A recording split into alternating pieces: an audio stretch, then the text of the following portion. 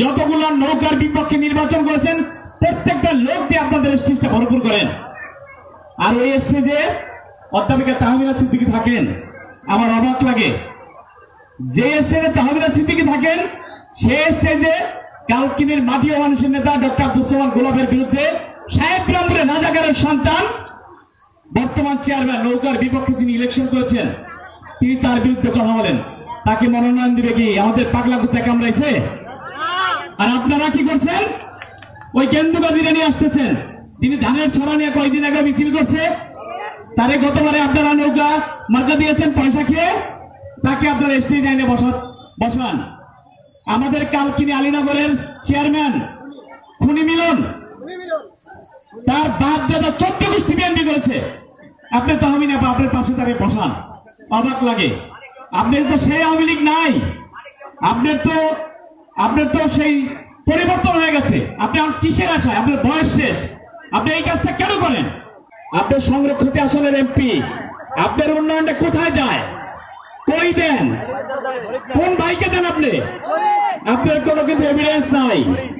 কাজেই আমি আশা করবো আপনার শুভবুদ্ধির উদয় হবে, আপনার শেষ জীবনটা ভালোভাবে আওয়ামী লীগ করে চলে যান। আমরা চাই না আপনার বিপক্ষে কোনো কথা বলতে। সাধারণ সম্পাদক তার কথা বলে লাভ নাই, তিনি জাতীয় পার্টি করেছেন, তিনি এখন বলেন যে এখন তার রাজনীতি নাই। আমরা বলি যখন শেখ হাসিনার সিদ্ধান্ত চূড়ান্ত সিদ্ধান্ত, তখন উনি পিছনে বসে বলেন মানি না। উনি কেনটা মানেন? ওনার অধিকার ঠিক আছে, ওনার ভাগের থেকে সরে গেলাম নাই। উনি কিন্তু 4 বার গোলাপের কাছে আইসার গেছে। ওনার যখন দরকার তখন উনি আসে, ওনার দরকার শেষ উনি চলে যায়। উনি প্রধানমন্ত্রীর কার্যনির্বাহী কমিটিতে অভিযোগ দিয়ে আসছেন গোলাপ ভাইয়ের বিপক্ষে, 3 দিন যায় নাই, তার 3 দিনের দিন গোলাপ ভাইয়ের বাসায় উনি কেন? ওনার ছেলেকে ভর্তি করতে হবে রাজুকে। এইটা সাদা মানুষের মর কাজ না ভাই।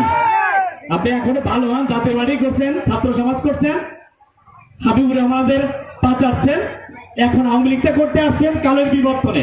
আপনার মতন লোক আওয়ামী লীগের সাধারণ সম্পাদকের যোগ্যতা রাখে না।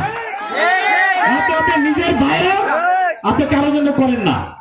কালকিনি 15টা ইউনিয়ন আপনি কারো উপকার করছেন, এটা আমার নজরে আসে নাই যে আপনি কারো উপকার করেন। আপনি স্বার্থের বারে 1 কদম পারা দেন না। কাজেই আপনারা আজকে কষ্ট করে আসছেন, প্রত্যেকটা ইউনিয়নের জনগণ বসার ভাইকে শ্রদ্ধা রেখে আসছেন আপনারা।